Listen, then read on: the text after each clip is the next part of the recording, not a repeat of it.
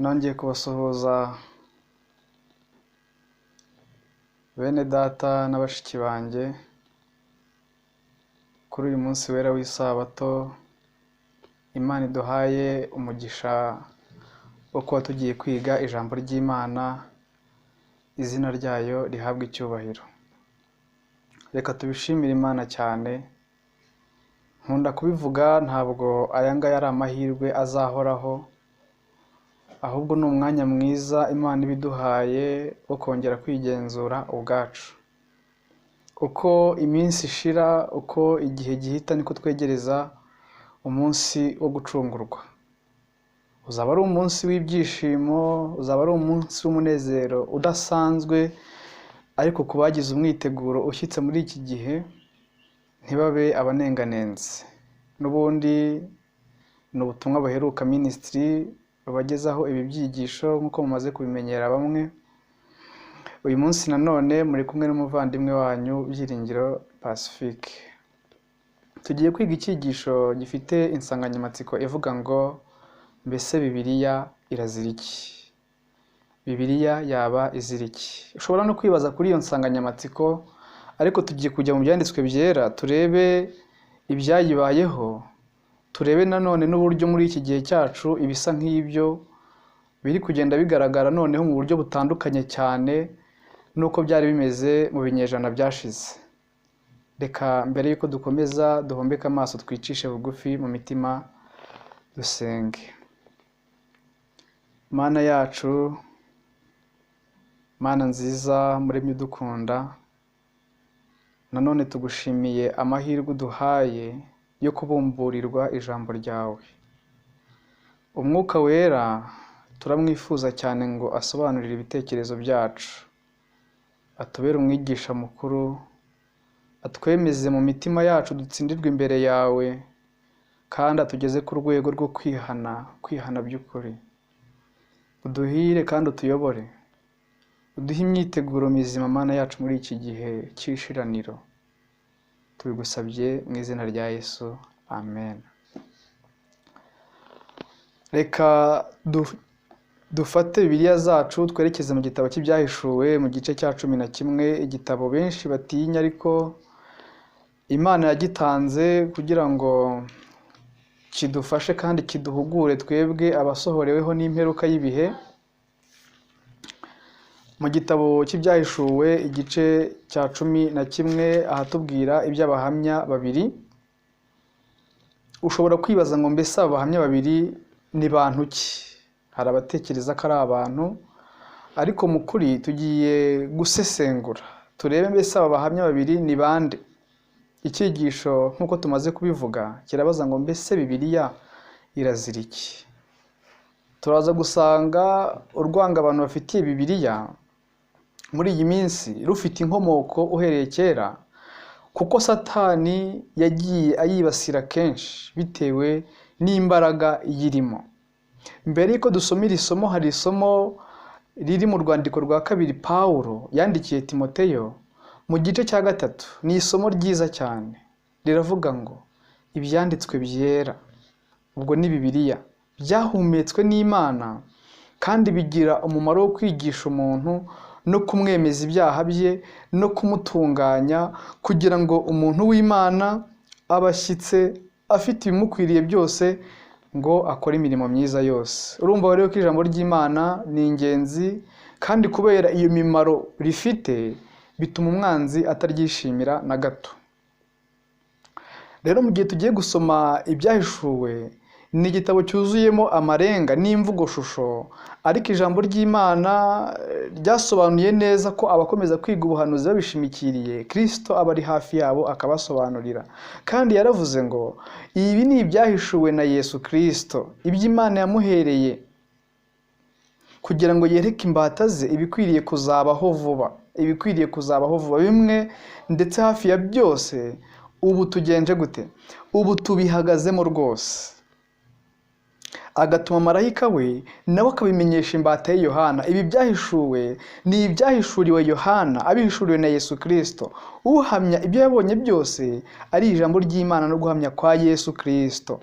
Umurongo wa 3, hahirwa usoma amagambo y'ubuhanuzi bw'iki gitabo, hahirwa n'abayumva bakitondera ibyanditswe muri bwo kuko igihe kiri bugufi.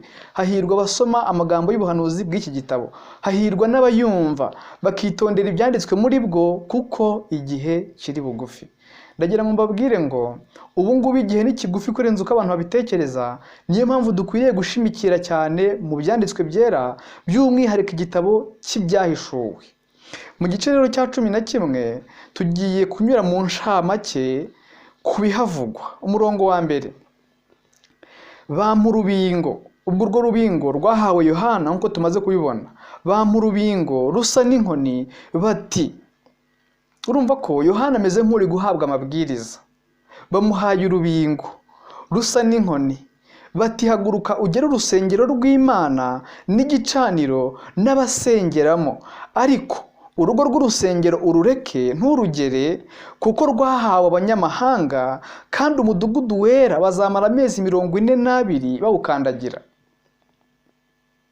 Umurongo wa gatatu, abahamya banjye babiri nzabaha guhanura, bahanura iminsi 1260 bambaye ibigunira. Abo bahamya nibo biti bya elayo 2 n'ibitereko by'amatabaza 2 bihagarara imbere y'umwami w'isi. 5, kandi iyo umuntu ashatse kubagirira nabi, umuriro uva mu kanwa ukotsa abanzi babo, kandi nihagira umuntu ushaka kubagirira nabi, uko niko akwiriye kwicwa. Ayo magambo turaza kuyasubiramo mu ncamake turebe icyo ashatse kutubwira. 6, bafite ubushobozi bwo gukinga ijuru. Ubwo ni abahamya bangahe? 2. Bafite ubushobozi bwo gukinga ijuru. Mbega ijambo ry'Imana uburyo ritangaje! Bafite ubushobozi bwo gukinga ijuru ngo imvura itagwa mu minsi yo guhanura kwabo, kandi bafite ubushobozi bwo guhindura amazi amaraso no guteza isi ibyago byose uko bagenje gute, uko bashatse. Ibi bintu ndi gusoma bifitanye isano n'ibiri kubaho muri iki gihe, ariko haba hakenewe umwuka w'Imana wo gusobanurira abantu ngo mbese ibi bintu bishatse kuvuga iki. Imana ishimwe ko ibyo yashimye ko uyu munsi dusobanukirwa turabisobanukirwa, kandi bitari ukwimara amatsiko gusa, ahubwo ikigenderewe ari ukugira ngo imitima y'abantu ikorweho n'Imana, ikorweho n'ijambo ry'Imana nk'uko twabibonye, rigira umumaro wo kutwigisha kandi ritwemeze n'ibyaha byacu twihane. 7, kandi nibarangiza guhamya kwabo, inyamaswa izazamuka ivuye ikuzimu irwane nabo ibaneshe ibice. 8, intumbi zabo zizarambarara mu nzira nyabagendwa yo mu mudugudu munini, ari wo witwa Sodomu, no muri Egiputa mu mvugo y'umwuka, ari naho umwami wabo yabambwe. Aya magambo arakomeye. 9, nuko abo mu moko n'imiryango n'indimi n'amahanga bazamara iminsi 3 n'igice. Ibi nabyo turareba icyo bisobanura. Bareba intumbi zabo, ntibazazikundira guhambwa mu mva. Bivuze ngo bazashinyagurirwa abo bahamya. 10, abari mu isi bazishima hejuru bazazishima hejuru bazikina ku mubyimba, banezerwe bohererezanya impano, kuko abo bahanuzi bombi bababazaga abari mu isi. Abo bahanuzi bombi bababazaga abari mu isi. 11, iyo minsi 3 n'igice ishize, umwuka w'ubugingo uva ku Mana winjira muri bo, bahera ko barahaguruka. Amena. Imana ishimwe cyane. Bahera ko barahaguruka, ubwoba bwinshi butera ababibonye. Bumva ijwi rirenga rivugira mu ijuru ribabwira riti, nimuzamuke muze hano. Nuko bazamukira mu gicu bajya mu ijuru, abanzi babo bagenje gute, babireba. Mbega uburyo Bibiliya ari nziza! Uwo mwanya habaye igishyitsi cyinshi, 1/10 cya wa mudugudu kiragwa. Icyo gishyitsi cyica abantu 7,000. Rero muvandimwe, reka wenda tugarukire kuri uyu murongo, noneho turebe ni iki muri make iyi mirongo ishaka kutwigisha. Bampa urubingo rusa n'inkoni. Ubwo nsubiye hejuru ku murongo wa mbere. Bampa urubingo rusa n'inkoni bati, haguruka ugere urusengero rw'Imana n'igicaniro n'abasengamo. Uyu murongo dukwiriye kumva neza. Ni Yohana wahawe urubingo.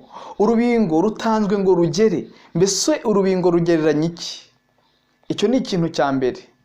Mbese niki cyaba gikwiriye gupima kugenzura, gusuzuma, nihe hagomba kugerwa. Bavuze ngo haguruka ugere urusengero rw'Imana n'igicaniro n'abasengeramo. Byumvikane ko hari urusengero, hari n'abasengeramo. None twakibaza ngo mbese urusengero ni bande kandi abasengeramo ni bande? Iyo havuzwe urusengero haba havuga urusengero rwo mu ijuru, ntago ari urwo mu isi. Ntabwo urusengero ruvugwa ari itorero, oya, ahubwo abarisengeramo nibo torero. Bityo ni Imana yari iri gushishikariza abantu kwita ku murimo uri gukorerwa mu rusengero rwo mu ijuru, kandi uwo murimo ugomba no kugera kuri aba ngaba bagenza gute, basengeramo bakita ku murimo uri gukorerwa mu ijuru. Ibi ni ibintu bikomeye cyane mu buryo bwo kugira ngo dusobanukirwe neza aya magambo. Ndifuza kwifashisha igitabo kiri hano cyitwa ubusobanuro bw'ibyahishuwe na Daniyeli. Ni igitabo cyiza cyane. Nakunze ubusesenguzi bagize bwerekeye iyi ngingo. Baravuze ngo muri iki gice turabonamo aho amabwiriza marayika yari yatangiye guha Yohana mu gice kibanziriza iki, no kuvuga ngo mu gice cya 10, aho ayo mabwiriza akomereza. Bityo iyi mirongo niyo muri icyo gice neza kandi ntikwiriye gutandukanywa n'uyu mugabane. Mu murongo uheruka w'ibyahishuwe igice cya 10, marayika yari yahaye Yohana umurimo mushya nk'umuntu uhagarariye itorero.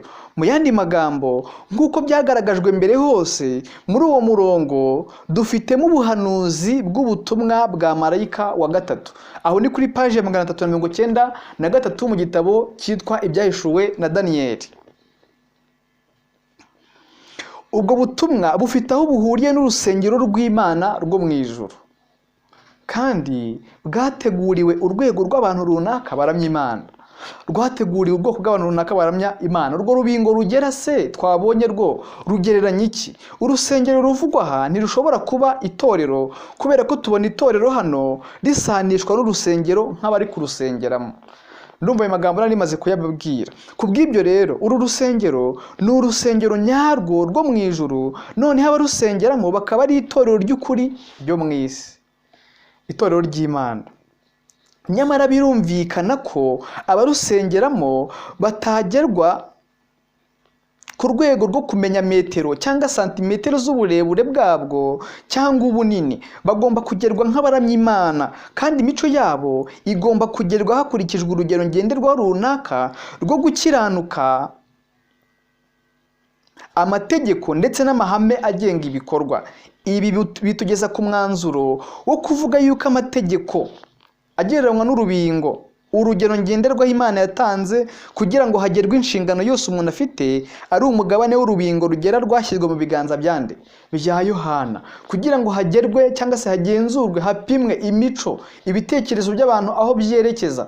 Ariko nimukomeza imbere muri iki gice kuri paji ya 394, uzasanga yuko amategeko y'Imana 10 yonyine adahagije ngo ahinduke ayo kugera, ahubwo ko ibyanditswe byera byose, nk'uko tubisoma ku murongo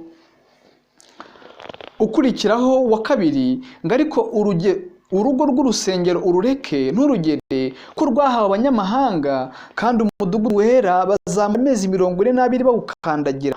Abahamya banjye 2, ku murongo wa 3, abahamya banjye 2 nzabaha guhanura, bahanura iminsi 1260 bambaye ibigunira.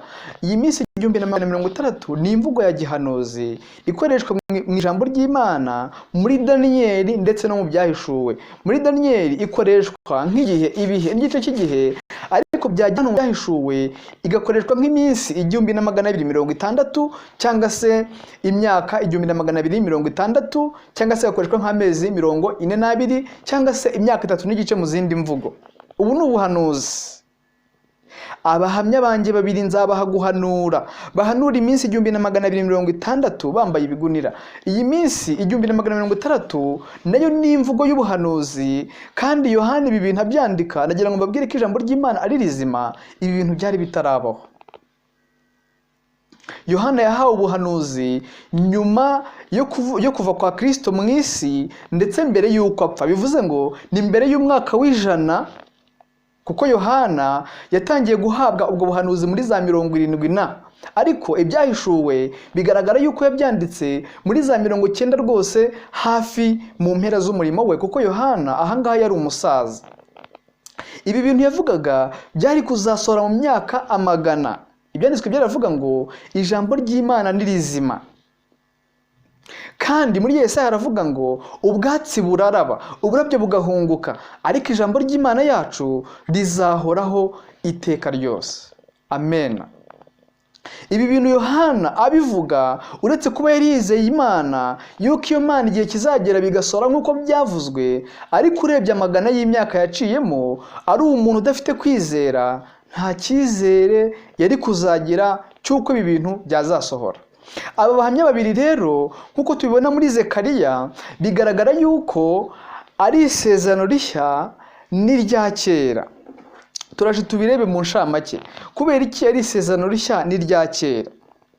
Umurongo wa 4 uravuga ngo abo bahamya nibo biti bya elayo bibiri n'ibitereko by'amatabaza bibiri. Iyo dusomye muri Zaburi y'119:105 haravuga ngo ijambo ryawe ni itabaza ry'ibirenge byanjye. Amena. Iryo ni isomo risobanura iringiri riri ku murongo wa 4 rigaragaza ko bahamya nibo biti bibiri bya elayo bibiri n'ibitereko by'amatabaza bibiri bihagarara imbere y'umwami w'isi. Kandi n'ubundi iyo dukomeje kureba ubusobanuro bw'aba bahamya ushobora kwibaza ngo mbese mu ijambo ry'Imana haba hari ahantu hagaragaza aba bahamya nk'ahari ijambo ry'Imana? Bigaragara ko hano barengurira ku magambo ari muri Zekariya mu gice cya 4 umurongo wa 11 n'umurongo wa 14. Ubwo ni kuri page 396 mu gitabo cy'ibyahishuwe ndetse na Daniyeli. Ahasobanura ko ibiti bibiri bya elayo bikoreshwa mu gushushanya ijambo ry'Imana. Dawidi arahamya ati guhishurirwa amagambo yawe kuzana umucyo kandi kugahabaswa ubwenge. Guhishurirwa amagambo yawe kuzana umucyo kandi kugahabaswa ubwenge. Amen. Ibihamya byanditswe bigira imbaraga kurusha amagambo avuzwe. Yesu yavuze aya magambo ku byanditswe byo mu isezerano rya kera, aravuga ngo murondora mu byanditswe kandi ari byo bigenza gute? Bimpamya. Muri Yohana 5:39 murondora mu byanditswe kandi ari byo bigenza gute? Bimpamya. Ubwo iryo jambo risobanura yuko babahamya ni ibyanditswe byera cyangwa se ni ijambo ry'Imana.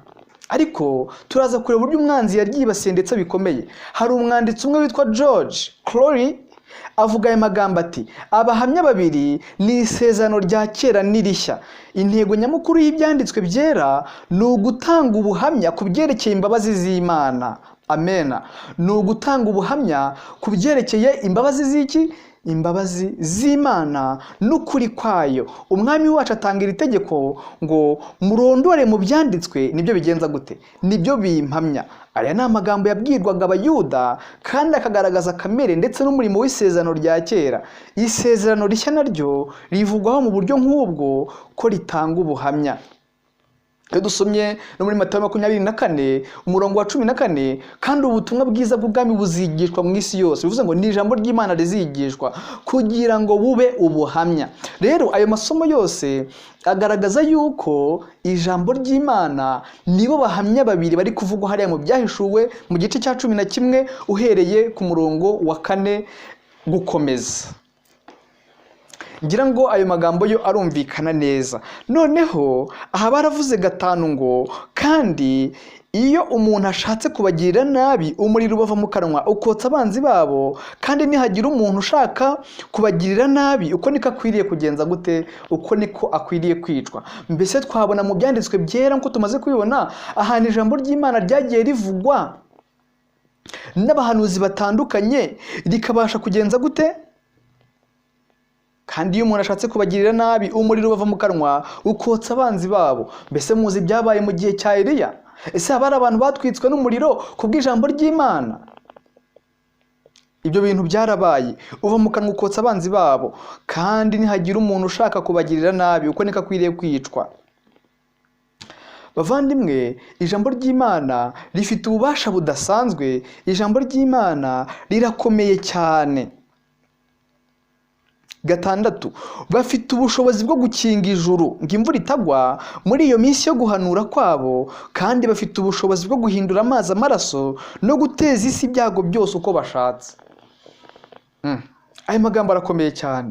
Mbese hari ijambo ry'Imana yigeze rivugwa mu byanditswe byera, sibyo? Imvura igahagarara kugwa.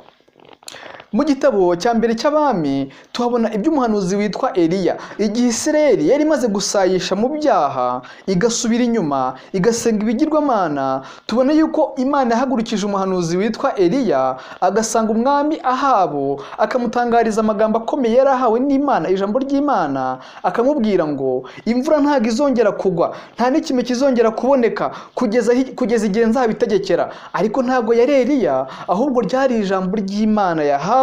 Ubwo ni ukuvuga ngo ni ukugeza aho Imana izabitegekera. Muze gusoma igitabo cya mbere cy'abami mu gice cyaho cya 17.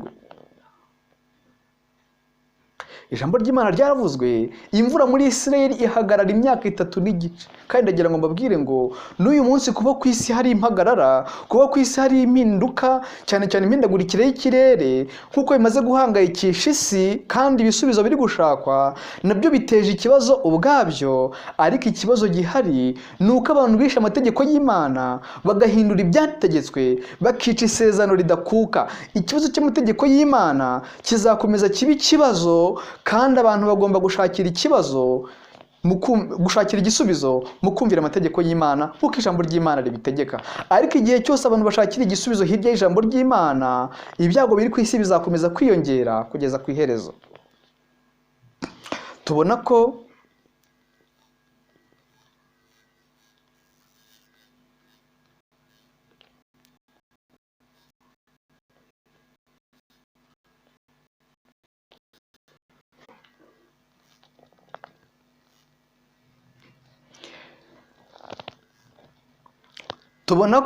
ijambo ry'Imana ko tumaze kubibona ryaravuzwe mu gihe cy'umuhanuzi Eliya ndetse n'umwami Ahabu. Ubwo aho ni muri Isirayeli, imvura ihagarara kugenza gute? Imvura ihagarara kugwa imyaka 3 n'igice. Ibyanditswe byari bivuga yuko inzara yaragiye iba nyinshi muri Isirayeli, kandi byari ingaruka y'amagambo umuhanuzi w'Imana yavuze, ariko ayatangarijwe n'iki?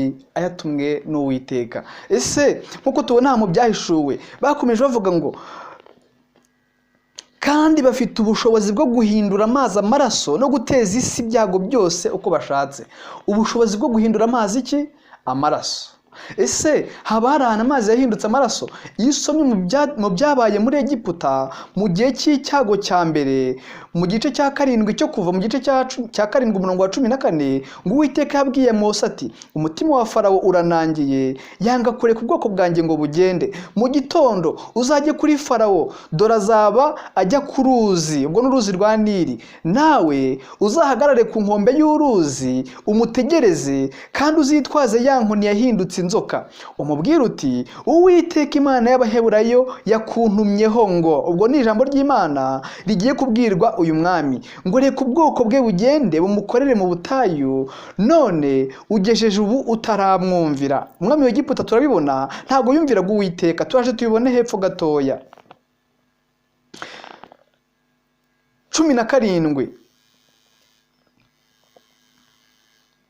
17 Uwiteka aravuze ngo iki nicyo kizakumenyesha ko ari Uwiteka. Uwiteka aravuze ngo, iyo uvuze ngo Uwiteka aravuze ngo, bivuze ngo ni ijambo ry'Imana. Turi kumwe? Turabyemeranya? Uwiteka aravuze ngo iki nicyo kizakumenyesha ko ari Uwiteka, dore ngiye gukubitisha amazi y'uruzi inkoni nitwaje ahinduka iki? Ahinduka amaraso. Mbese ijambo ry'Imana ryaba ryaragize ububasha bwo guhindura amazi amaraso? Kandi uretse n'ibyo ngibyo, nk'uko n'ubundi ijambo ry'Imana ryabivuze, mu byago by'imperuka bigiye kuzisuka ku isi vuba cyane kurenza uko abantu babitekereza, kubera guhinyura ijambo ry'Imana, amazi azongera ahinduka amaraso. Kandi ibyanditswe byarabigenza gute? Birabihamya. Rero ijambo ry'Imana ntabwo ryibeshya muvandimwe. Ijambo ry'Imana ntabwo rivuguruzwa. Icyo Imana yavuze ugitegereze, naho cyasa naho gitinze ntabwo kizahera. Amen.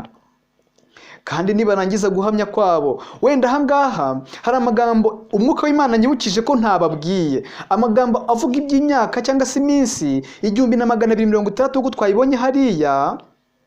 Aho ngabo bahanuzi bahanuye bambaye ibigunira, bahanuye mu gihe kiruhanyije cyane. Ndagira ngo mbabwire ngo iyo minsi 1260 ni nayo mezi 42 twabonye hejuru, ku murongo wa kabiri, iminsi yahawe abanyamahanga kandi umudugudu wera bakamara amezi 42 bawukandagira. Umudugudu wera ugereranya ijambo ry'Imana, ugereranya ukuri, aho kwakandagiwe kugakandagirirwa hasi bitewe n'uko abantu bambuye agaciro ijambo ry'Imana. Ariko muri icyo gihe amezi 42 uyakubye nayahuye n'iminsi 1260, kuko ukwezi kugira iminsi 30. Kuko ukwezi kugira iminsi 30. Ngaho uzafata 30 ukwe 42 uzasanga ari iminsi 1260. Rero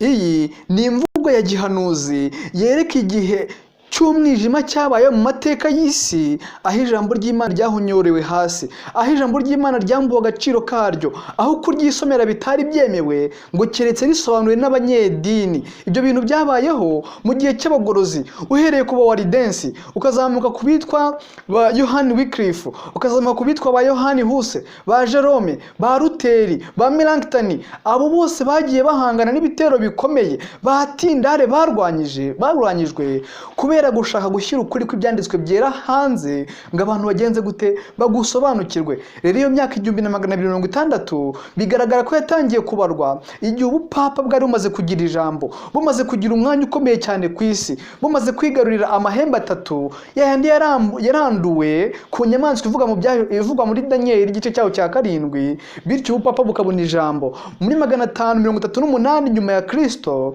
Nibwo iyo myaka 1260. Ushobora kwibaza ngo mbese kutangiye kuvuga ijambo imyaka, kandi kuri uyu murongo wa 3 mu Byahishwe 11 tubona ko ari iminsi 1260. Ezekiel 4:6 havuga yuko umunsi twawuhanyirijwe n'umwaka, ndetse no mu kubara 14:34 mu mvugo ya gihanuzi umunsi ugereranya umwaka. Ayo masomo yombi niyo dushingiraho tugaragaza ko atari iminsi 1260 isanzwe, ahubwo ari imyaka 1260 mu mvugo ya gihanuzi. Mwene data, ukwiriye guha agaciro cyane ibi bintu kuko impamvu byavuzwe irakomeye cyane. Abo bahanuzi rero bahanuye hari ikintu kibabaje rwose, nahoze ngitekerezaho, nasomye nkumva kirababaje. Tekerezaho umuntu azamuka akagera ku rwego rwo kuba umupadiri ariko atarigeze yihurira n'ijambo ry'Imana ngo aryisomere. Bibiliya yari yarambuwe abantu, ariko icyo nshimira Imana nuko muri iyo myaka 1260 muri ayo mezi 42 Imana yagiye ihagurutsa abantu ikabahereza ijambo ryayo, yagiye isobanurwa mu buryo buruhije. Yohani Wycliffe yayisobanuye ayivana mu Kiratini ayizana mu Cyongereza. Wari umurimo uruhanyije, kandi icyo gihe baranditse ngo no kuyisobanura byari ibintu bigoranye, kandi maze no gusobanurwa kugira ngo abantu bayibone nabyo byari ibindi bintu bisa nkaho bitoroshye, ngo ku buryo byasabaga yuko imiryango yegeranya kugira ngo ibashe kwitungira ibyanditswe byera, ndetse ngo abandi byabasabaga gufata igihe kinini bandukura bimwe mu bice byayo bakoresheje intoki zabo. Ntabwo rero wari umurimo woroshye, ariko biratangaje uburyo muri iyi minsi ubona abantu bafite Bibiliya mu ngo zabo bafite ubunenganenzi. Bikantera kwibaza ngo mbese Bibiliya yabizira iki? Nibyo turabizi ifite umwanzi Satani uyanga mu buryo budasanzwe, ariko se natwe turifuza kuba mu ruhande rwa Satani rw'abantu bakomeza kurwanya Bibiliya? Ntabwo mbikwifuriza. Twihute. Ariko baranditse ngo nibarangiza guhamya kwabo, inyamaswa izazamuka ivuye ikuzimu irwane nabo ibaneshe ibice. Izazamuka ivuye ikuzimu irwane nabo ibice. Inyamaswa mu buhanuzi ivuga ubwami. Daniel 7:23 cyangwa se 24. Daniel 7 hagaragaza ko inyamaswa mu buhanuzi igereranya ubwami cyangwa se ishyanga cyangwa se igihugu. Nibyo ahangaha rero biri kwavugwa ko Ubufaransa ari cyo gihugu byagaragaye ko cyarwanyije Bibiliya uhereye mu mizi yayo, bashaka kuyirimbura rwose, kandi bisa n'ibyagezweho, kuko ahangaha hari ijambo rivuga ngo iyo nyamaswa izamutse ivuye ikuzimu irarwana nabo ikagenza gute? Ikabanesha, yarangiza ikabica. Aya magambo ahangaha ni imvugo shusho yerekana uburyo ijambo ry'Imana ryabaye nk'irihanagurwa ku isi rigakurwa mu Bufaransa rigateshwa agaciro. 8. Intumbi zabo zirambarara mu nzira nyabagendwa yo mu mudugudu munini ari wo witwa Sodomu no muri Egiputa mu mvugo y'umwuka. Sodomu no muri Egiputa mu mvugo y'umwuka. Sodomu hari ibyo tuyiziho, bahawe umuburo ariko barawanga, bashayishije mu byaha, ubusambanyi, ubutinganyi, kwinezeza gutandukanye kudahuje n'ubushake bw'Imana. Iraburirwa ariko yanga kwihana. Bakerenceje umuburo wo mu byanditswe byera, bakerenceje ijambo ry'Imana. Luteri akabasanga akababurira ariko bagenza gute? Barananirana. Rero reka mbabwire, ibintu byabaye i Sodomu bimeze nk'ibyongeye kuba mu Bufaransa, kandi n'uyu munsi bimeze nk'ibiri kuba muri iki gihe cyacu. Ndetse na Egiputa baranditse ngo Sodomu no muri Egiputa mu mvugo y'umwuka ari naho umwami wabo yabambwe. Iri jambo kubambwa ryerekana uburyo Ubufaransa bwatoteje Bibiliya ndetse bigasoza banarenganyije abayizera nk'ukuri kw'ijambo ry'Imana, kugeza ubwo abantu bishwe nk'aho ntacyo bavuze, bicwa nk'amasazi, amaraso arameneka kubera gukerensa ijambo ry'Imana. Nuko abo mu moko n'imiryango n'indimi n'amahanga bazamara iminsi 3 n'igice bareba intumbi zabo, ntibazazikundira guhambwa mu mva, bazazishinyagurira. Abari mu isi bazazishima hejuru, bazikina ku mubyimba banezerwe, bohererezanya impano, kuko abo bahanuzi bombi babazaga abari mu isi. Ngabo bahanuzi bombi bababazaga bari hehe? Abari mu isi. N'uyu munsi biratangaje kubona ijambo ry'Imana rivuga, abantu bamwe bakagenza gute? Bakababara, bati n'ugusebanya, bati n'uguharabika, n'ukurema amacakubiri. Dore ko muri iki gihe hari ikintu cya common good, icyiza rusange. Ariko reka mbabwire, nta na rimwe Bibiliya izahuza n'abantu bavuga icyiza rusange igihe badahuriye ku ijambo ry'Imana, ukuri kw'ibyanditswe byera. Nimusanga amategeko y'Imana nibiyihamya, nibatavuga ibihwanye n'iryo jambo, ijambo ry'Imana, nta museke uzagenza gute uzabatambikira. None ni gute abari ku isi bazahuza mu gihe ijambo ry'Imana bari kurivuguruza? Ibyo bintu ntabwo bizashoboka. Amagambo dusoma muri cya gitabo nababwiye, igitabo cyiza cyane cyafasha buri muntu wese gusobanukirwa neza n'ubu buhanuzi.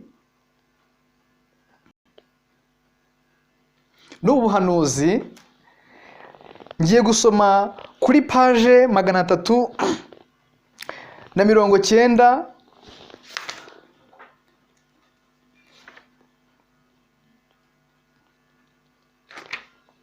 n'umunani, ahavuga ngo mu mvugo y'umwuka ubu bubasha bwitwa Sodomu. Sodomu twamaze kubona ahangaha ku murongo wa 8 mu byahishura igice cya 11 ku murongo wa 8. Ubwo bubasha mu mvugo y'umwuka bwitwa Sodomu, barabajije ngo mbese icyaha cyaranze Sodomu ni ikihe? Ni ugushayisha. Mbese Ubufaransa bwagize iyi mico? Ubufaransa bwagize iyi mico yo gushayisha? Yego, bwarayigize. Mu gihe cyavuzwe ubusambanyi bwashyizweho n'itegeko. Ubusambanyi mu mvugo y'umwuka, aho hantu niho umwami wacu yabambwe.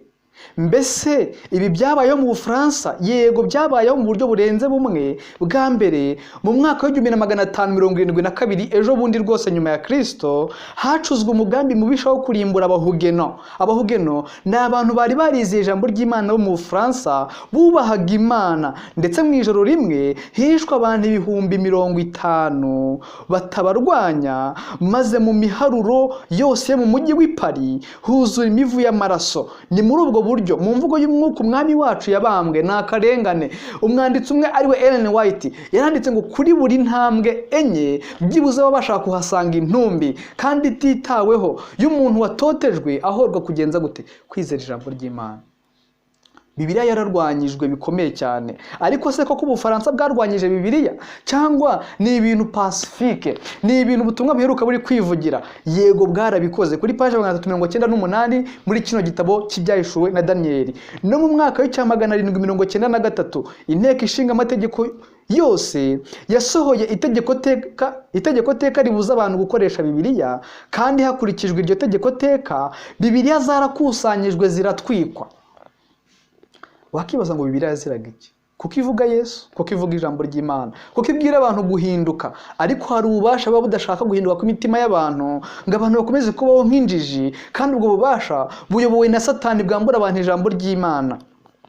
Bibiliya zarakusanyijwe, ziratwikwa, kandi zarasuzuguwe, zisuzugurwa agasuzuguro kose gashoboka, ndetse ibigo byose bya Bibiliya bivanwaho, isabato ivanwaho. Nuko kuri buri munsi wa 10 wayisimbuye abantu bagateranira gutera urwenya no gutuka Imana. Umubatizo n'ifunguro byera bivanwaho, abantu bahakana ko Imana ibaho, batangaza ko urupfu ari ibitotsi by'iteka ryose, kandi tuzi ko umuzuko uzabaho. Ikigirwamanakazi imitekerereze kirashingwa, uko abantu bumva ibintu. Mbese muri iyi minsi Bibiliya yabihinyurwa uko abantu bumva ibintu bigahabwa agaciro? Yego, imitekerereze, ikigirwamana cy'imitekerereze mu Bufaransa cyarimitswe uko abantu bumva ibintu, mu ishusho y'umukobwa w'inkozi y'ibibi, maze abantu bakagisenga ku mugaragaro. Rwose ubu nibwo bubasha buhura n'iby'ubuhanuzi bwavuze. Ibyo bintu byanditswe mu gitabo cyitwa George Sor's Midnight Cry, cyangwa se kuri page cyanditswe ku itariki enye z'ukwezi kwa 4 mu 1843 kuri page yacyo ya 47. Ibi rwose bihuje n'ubuhanuzi buvugwa mu byahishuwe igice cyaho cya 11, kandi icyo tubona nuko nibi byarabaye mu mwaka wa 1793. Turi kumvikana? Ndi kwihuta, bizasaba ko nawe ushaka umwanya kandi ugasenga kugira ngo Imana ihere kuri ibi ngibi wumvishe, igira ibindi gusobanurira biruseho. Guhera muri uwo mwaka wa 1793 nibwo hashize imyaka 3 n'igice twabonye kangaha ngo nuko mu moko yose n'imiryango n'indimi n'amahanga bazamara iminsi 3 n'igice bareba intumbi zabo, ntibazazikundira guhambwa mu mva. Abari mu isi bazazishima hejuru, bazikina ku mubyimba, banezerwe, boherezanya impano, kuko abo bahanuzi bombi bababazaga bari mu isi cyane. Ijambo ry'Imana riravuga abantu bakarakara, niko kuba barakuvugwa ahangaha. Mu Bufaransa byarabaye, kandi nawe ugenzura umutima wawe niba nta kintu ijambo ry'Imana rivuga kugira ngo wihane ukarakara. Iyo minsi 3 n'igice ishize, umwuka w'ubugingo uva ku Mana winjira muri bo, bahera ko barahaguruka. Amen. Iyo minsi 3 n'igice niyo minsi, cyangwa se niyo myaka 3 n'igice nk'uko twabibonye mu buhanuzi. Ubufaransa bwamaze bwarakuyeho Bibiliya kuko tubibonye imeze nk'igitabo cyaciwe, kuyisoma bitemewe, abayoboke bayo bari kwicwa. Ariko ikintu gitangaje cyabaye iyo minsi 3 n'igice ishize, iyo myaka 3 n'igice ishize, Imana ishimwe ko nubwo bari barishwe barongeye bagenza gute? Barazuka. Imana ishimwe cyane. Mbese haba hari ahantu tubona mu mateka byongeye kugaragara yuko Bibiliya isubiranye icyubahiro yahoranye. Kuri page ya 400 bananditse ngo itorero na Bibiliya byari byarishwe mu Bufaransa uhereye mu Gushyingo mu mwaka wa 1793 kugeza muri Kamena mu 1797. Imyaka 3 n'igice yari ishize, kandi Bibiliya yari imaze igihe kirekire yarabuzanyijwe mu buryo bukomeye mbere yahawe icyubahiro, kandi igitabo Protestant butunga mu mudendezo. Bivuze ngo yongeye kugenza gute? Yongeye kugarurwa. Ijambo ryakoreshejwe ngo yongera kuzamurwa mu ijuru, ngo izamurwa mu ijuru bayireba. Bibiliya yongeye gutumbagira, isubirana agaciro kayo, kandi ibyo ngibyo nawe ushobora kubyisomera mu gitabo cy'intambara ikomeye ku cyigisho cya 15 kivuga Bibiliya n'impinduramatwara mu Bufaransa. Iki gice nugisoma neza uzarushaho kugira amakuru y'ingenzi akomeye cyane kuri ibi bintu ndi kukubwira. Reka nkubwire uko Bibiliya yasubiranye agaciro kayo nubwo yari yararwanyijwe. Nubwo twabonye yuko abahugeno barenganyijwe mu Bufaransa mu buryo bukomeye, 50,000 bigapfa ku munsi umwe, kandi abantu bakagenda bicwa urusorongo, kandi ibyo ngibyo ntabwo byavuze kuzanira ingaruka Ubufaransa. Ariko baranditse mu ntambara ikomeye page 209 muri kino gitabo cy'intambara ikomeye, baranditse ngo mu myaka 50 yabanjirije umwaka w'1792 ntibitaye cyane ku butumwa bwajyanwaga mu mahanga ya kure.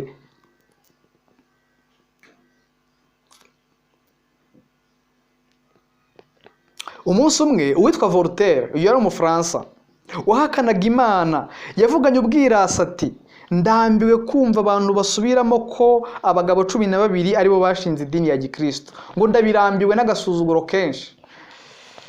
Nzabereka ko umuntu umwe wenyine ahagije kugira ngo arisenye. Umva uko bari bataga ijambo ry'Imana. Kuva Luteri apfuye hashize imyaka myinshi, abantu miliyoni nyinshi bagiye ku rugamba rwo kurwanya Bibiliya, nyamara nta washoboye kugera ubwo ayizimangatanya, ku buryo ahantu habarizwa Bibiliya 100 mu gihe cya Luteri ubu hari amakopi 100,000 y'igitabo cy'Imana. Amen. Imana ishimwe cyane. Ubu hari amakopi 100,000. Bivuze ngo kurwanya Bibiliya ni ukwigerezaho. Ahangaha umwanditsi aravuze ngo Bibiliya ni ibuye ry'umucuzi ryasajishije inyundo nyinshi. Abantu benshi barayirwanyije, ariko Bibiliya ntabwo igitsindwa. Uho rero avuze ati ariko nta ntwaro bacuriye kukurwanya izagira ikigenza gute igutwara, kandi ururimi rwose ruzaguhagurukira ruhagurukiye kukuburanya uzarutsinda. Amen. Ijambo ry'Imana rifite imbaraga. Ijambo ry'Imana rifite ububasha, kandi nk'uko twabibonye Ubufaransa bwagereranyijwe na Egiputa. Ahangaha mu byanditswe byera muri iki gice nk'uko bavuze ngo intumbi zabo zizarambarara mu nzira nyabagendwa yo mu mudugudu munini ariwo Sodomu na Egiputa mu mvugo y'umwuka. Kuki Ubufaransa bwagereranyijwe na Egiputa? Egiputa ni kimwe mu bihugu nacyo cyaranzwe no guhakana Imana nk'ibyabaye hehe? Nk'ibyabaye mu Bufaransa. Egiputa yahakanye Imana mu buryo bukomeye cyane. Nawe reba kugira ngo umwami w'igihugu cyose avuga amagambo yo gukorombereza yuzuye agasuzuguro nk'ako abantu bafite muri iyi minsi bakerensa ibyanditswe byera. Umva ukuntu yavuze mu Kuva igihe Mose yaramusanze amubwira ngo nareke ubwoko bw'Imana butahe. Nshuti yanjye, turi kwerekera ku musozo, ariko ayo magambo yo uyiteho. Farawo agwiza uburetwa bw'Abisirayeli bagaya Mose na Aroni, Mose atakira Uwiteka. Umurongo wa mbere, Kuva igice cya 5. Hanyuma y'ibyo Mose na Aroni baragenda babwira Farawo bati Uwiteka Imana y'Abisirayeli aravuze ngo, urumva n'ubundi ni ijambo ry'Imana rikererezwa, rekura ubwoko bwe bugende bumuziririze umunsi mukuru mu butayu. Farawo umva agasuzuguro ku murongo wa 2, arababwira ati Uwiteka ninde? Uwiteka ninde? Umva agasuzuguro. Bimeze nk'ibyabaye mu Bufaransa, abantu bagakerensa ijambo ry'Imana, itegeko nshinga rikavanaho ibyanditswe byera. Uwiteka ninde ngo numvire ndeka Abisirayeli? Sinzi Uwiteka, kandi ntabwo narekura Abisirayeli. Umva agasuzuguro, yasuzuguye Imana. Uwiteka ninde? Ikindi gihugu cyahakanye Imana, ariko ibi bintu byongeye rwose kuzura neza mu gihugu cy'Ubufaransa, aho Bibiliya yarwanyijwe mu buryo bukomeye cyane, ndetse n'abayoboke bayo abemeye ijambo ry'Imana abarigenderamo bakarengamo. Abantu bari gukomeza kunyuranya n'ijambo ry'Imana, ariko bidatinze Imana nayo izanyuranya nabo mu migambi yabo, mu bikorwa byabo, mu byo bibwira byose. Bidatinze gahunda z'abantu zizahagarara. Uyu munsi abantu baracuruza bigakunda. Uyu munsi abantu bivugira ibyo bashaka, Imana ikabihorera. Ijambo ry'Imana rivuga ngo ibyo urabikora nka kwihorera ukibwira yuko mpwanye nawe. Ijambo ry'Imana rivuga ngo ahangaha n'ubundi barabyanditse, haravuze ngo kandi iyo umuntu ashatse kubagirira nabi, ubwo ni ijambo ry'Imana ku murongo wa 5 twabibonye, umuriro bava mu kanwa ukotsa abanzi babo, kandi nihagira umuntu ushaka kubagirira nabi, uko niko akwiriye kwicwa. Umuntu wese urwanya ijambo ry'Imana bitinde bitebuke akarivuguruza akanyuranya naryo, bidatinze azabona ingaruka zabyo. Azasogongera ku byago bivugwa muri iki gitabo, ibyago 7 by'imperuka. Azagerwaho n'umujinya w'Imana kuko yanze imbabazi z'Imana zibasha kumukingira. Uyu munsi bigishoboka, nimureke twemere ijambo ry'Imana. Uyu munsi bigishoboka, nimureke twemere kwakira imbabazi z'Imana. Nsoza ndagira ngo noneho ngaruke ku mibereho y'abantu bo muri iki gihe batunze za Bibiliya. Twabonye ko hari umugorozi, amagambo ye ntayasomye byambabaza, witwa Luteri kuri page ya 90. Umugorozi benshi bahazi cyane rwose, n'utaramuzi amumenye, yitwa Martin Luteri.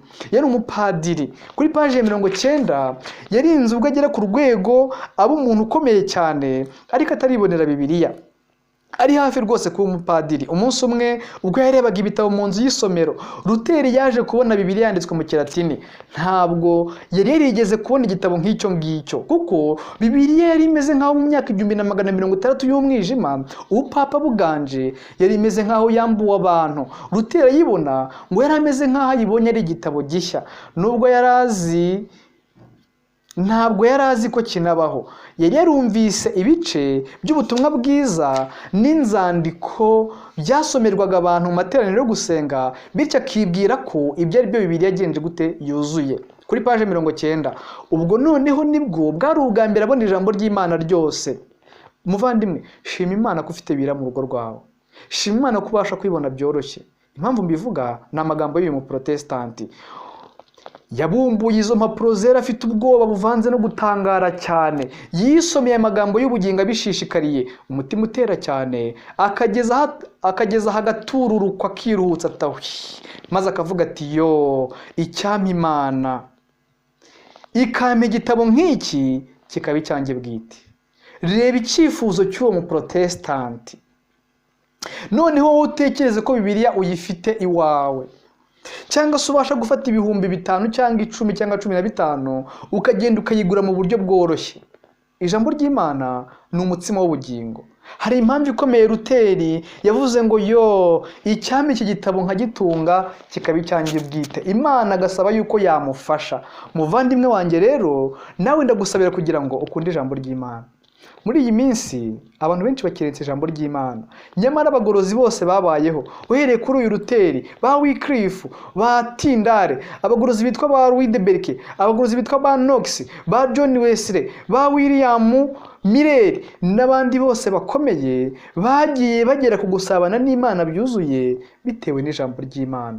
None utekereza ko uzahurira mu ijuru nabo umara umunsi wose utize ijambo ry'Imana, icyumweru kikarangira ndetse ukumva nta nicyo bikubwiye? Ijambo ry'Imana rivuga ngo hahirwa abafite ijambo ry'Imana, hahirwa abafite ijambo ry'Imana mu mitima yabo, hahirwa abafite inzara n'inyota byo gukiranuka kuvugwa mu ijambo ry'Imana.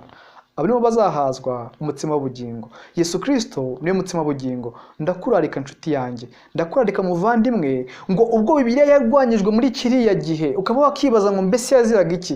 Aka karengane yaziraga nako kubera iki?